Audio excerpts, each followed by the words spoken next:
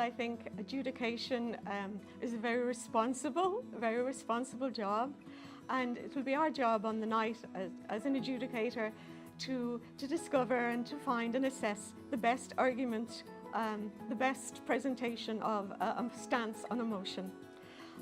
So beforehand, I think it is useful to be familiar with all the material that Concern will send you as an adjudicator, and particularly with the marking scheme.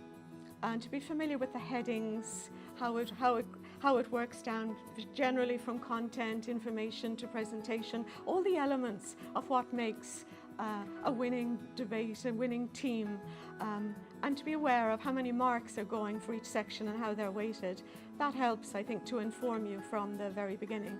And to be aware, if that's the sole job really, to listen to the argument, to weigh it up, and to follow the marking sheet as it is given to us.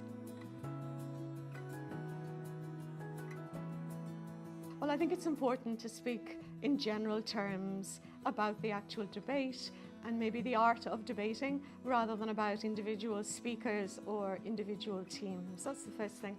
Secondly, maybe to be aware and acknowledge all the work and effort that has gone into the preparation of that debate by both teams. Thirdly then, I like to begin with the strengths of the debate, particularly if they're relevant to both teams, and to outline those. So you could quote some of the impressive lines possibly from both sides, some of the sources that were impressive. Give a sense, of how you've engaged with the debate in terms of the feedback, how well the terms of the motion were defined, and list that and acknowledge the commitment and the work of both sides. And then you have to, I think, in your feedback, begin then to work towards how a decision was formulated, because I think students and teams and mentors, they like to know why one team won and what was the difference, what was the strength, in a fair and kind of balanced way. So I often maybe ask the question, having acknowledged all the strengths of both teams, I might just suggest, well, how you may ask, how did we come to a decision? And then you can begin to maybe mention one or two areas that you looked at that were particularly impressive.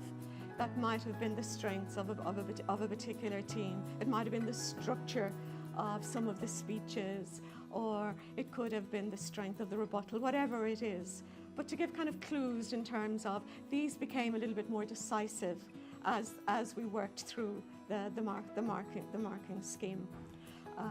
And I think once you have done that and there's a sense that we have come to a conclusion and that you're speaking, I think, when you're giving feedback on behalf of other adjudicators, if there's a panel of adjudicators, depending on the circumstances, and then to acknowledge really that there are never losers in a debate, particularly in a concern debate.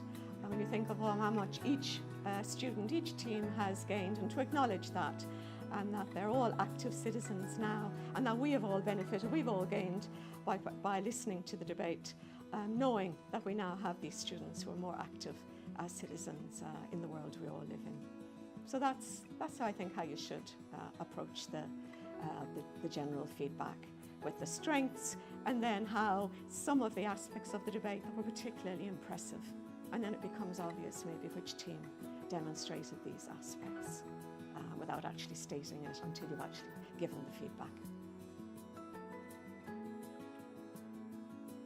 Well, the template that Concern gives us guides us all the way, and I think it's very clear, and to follow it as it is given, and to answer the questions that were asked on the template.